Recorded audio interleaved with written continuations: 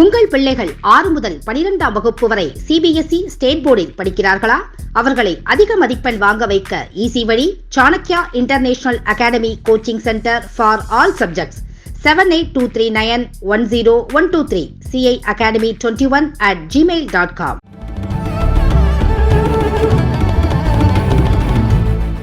Rajiv ji gave a bit of introduction to the book, but I want to focus on corporations, corporate honchos, corporate structure. As you might have heard, in recent times, there is a big buzz in the corporate world about public-private partnerships, social impact investing, ESG, standing for Environment, Social Justice, Governance, CSR, Corporate Social Responsibility, Stakeholder Capitalism, and other very nice sounding names and terms. Let's unpack a few of these because, like all terminology that the left puts out, there is something more devious behind these terms. So Harvard has been pushing the ESG movement globally, standing for Environment, Social Justice, and Governance. It's a way for companies to do good and take care of stakeholders. Now, just to take a little detour, you all must be familiar with the World Economic Forum. The World Economic Forum is a collection of elite individuals globally. You can go to their website. There are many Indian billionaires who are part of it. They're all very concerned about carbon dioxide emissions, global warming. And it's an irony that every year they descend in their private jets, no less, into Davos to talk about the environment and what we all should do. Now, the World Economic Forum is a very powerful organization, and it pushes ESG as a social credit system onto corporations. And a lot of the ESG social credit ideology, of course, comes from Harvard, which is based on wokeism and critical race theory. Now, wokeism enters the corporation through ESG, and the World Economic Forum promotes ESG and comes up with metrics and a rubric to assess companies. Now, every Indian company, like the Tatas and Mahindras, all of them, all the big companies, all the public companies are embracing ESG. There are companies like Pricewaterhouse and Ernst & Young that are providing compliance services on ESG matters. Now, let's look at environment, the E of the ESG. E stands for environment and sustainability. So, who comes up with the metrics, right? So, we should ask ourselves if corporations have the moral right to say that an oil company is bad for the environment, but a meat company is okay. So, these are sort of the issues you will get into. Now, should corporates have the authority, but there's a bigger question, should corporates have the authority to determine social justice and policy that constitutes environmental sustenance? Is it their role? Yeah, because this seems like a government's role. And the other bigger thing when you talk about corporate structure is traditionally corporates have had a fiduciary responsibility, which means they owe it to their shareholders to maximize profits. So it's a shareholder responsibility that they have. Now, we are moving from shareholder capitalism to stakeholder capitalism. And what does that mean?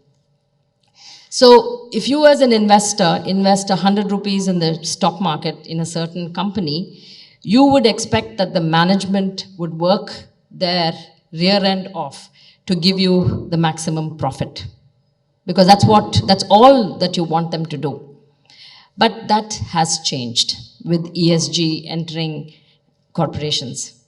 Now, the World Economic Forum and the corporate elites are pushing a woke-infused ESG, where they say you can sacrifice profits, but take care of environment, social justice, and governance. Right? And you as a shareholder have no say about it. So there is this fiduciary responsibility that they have, but they are not, meeting their fiduciary responsibility. So this is a huge thing. Because what happens, and I will illustrate with a small example, that this can be really dangerous because ESG contains, especially the social justice part, contains woke ideas. It contains critical race theory. That's the lens that they use to define what is social justice. Now, essentially with ESG, pushing ESG, the corporates and the WEF have become the dictators, and they are looking to have a new world order and redistribute wealth. And it's not their own wealth that they are planning to redistribute, as you can see. Now, the World Economic Forum has not just gone to public companies, but they're also looking at venture capital firms and forcing ESG compliance on venture capital firms and mandating that the new ventures that they invest in are also ESG compliant.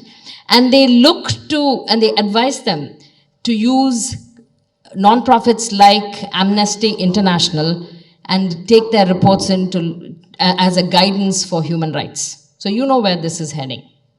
Now, the Omidyar Network and Ford Foundation did not want to stop at venture capital, but they also want private equity firms and small private companies. So recently they started another nonprofit to ensure that private companies are also part of the ESG bandwagon. Now, you might say, I'm a small company and I really don't care. Now, what will happen is, tomorrow you're a small company, you're producing a product and you want to ship it to your customer. The shipping company can tell you that you're not ESG compliant and therefore they can cancel you. So the woke culture of cancellation also comes into corporations. Tomorrow you want to insure you need insurance for your company, and the insurance company will say, sorry, I can't insure you, or you have higher insurance rates because you're not ESG compliant. So it's going to affect one and all. So there's no escaping. Now, what is even more scary is the fact that, so the World Economic Forum had, there was a foundation called, let me get that. It's called the Religious Freedom and Business Foundation, which is actually headed by a guy who was on the World Economic Forum. He's from a seminary, a Christian background. So, of course, the missionary, people do not want to leave this opportunity. So, a person from the seminary who was closely associated with the World Economic Forum started this foundation called the Religious Freedom and Business Foundation, RFBF. Now, RFBF is very interested in promoting religious freedom at the workplace.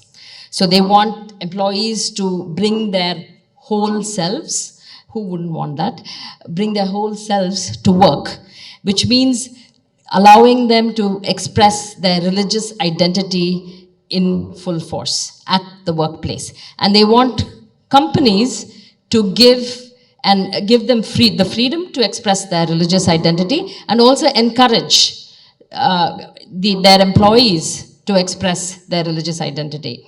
Now, you can well imagine if this happens, corporates now would be churches, essentially, and involved in proselytizing. So essentially what's happening is the shareholder is foregoing some of his profits to so that it can be spent on the stakeholders and social justice, and through the social justice pipeline, you are going to be spending money on letting employees express their religious freedom at the workplace. Now, they've come up with something called the READY Index, which is called the Corporate Religious Equity, Diversity, Inclusion Index. And it ranks for the first time Fortune 100 companies based on the variety of criteria related to their public commitment to providing faith-friendly workplaces. So this READY Index, so each company will be scored on the READY Index, and this number will be then fed into the ESG score, and companies will be rated on how faith-friendly they are.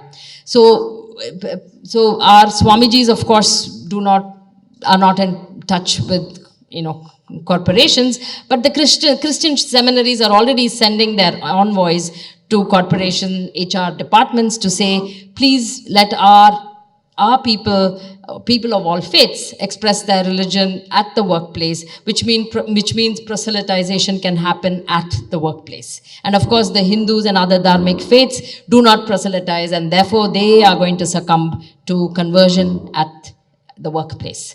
So this is happening. The RFBF, in fact, chief, I think his name is Brian Gunn or something like that. He had put a tweet saying, excited to go to India last year. Excited that I'm traveling to India to talk about religious freedom at the workplace. So Breaking India 1.0 is now not at the villages, it's now entered the corporate space. And corporations have gone without scrutiny as far as the Breaking India ideologies are concerned. But with wokeism entering the corporate place, this is a big issue that we need to be aware of, especially when it comes to conversion and religious expression of religious freedom. Also, another thing that's happening is with the FCRA, the tightening of FCRA regulations and cancelling of FCRA licenses, lots of foreign NGOs are now going as for-profit companies into India, and they are becoming FDI. So the FCRA is actually converting into FDIs because they don't mind paying taxes, and they won't be subject to any scrutiny, and also they can mine data, and data is money, and so they can conduct business as usual with much more freedom using the foreign direct investment route than the FCRA route. So I think corporations overall, from a structure standpoint, the business practices standpoint, and when they say things like social impact investing and mining data for various do-good projects, we have to keep an eye on this. I think for the next 10 years, I think what business people do, what very wealthy individuals do, how corporate structures being misused, these are the issues I think for the next decade would be highly problematic, and Breaking India forces could be coming through this pipeline. So thank you so much for listening, and it was wonderful being here.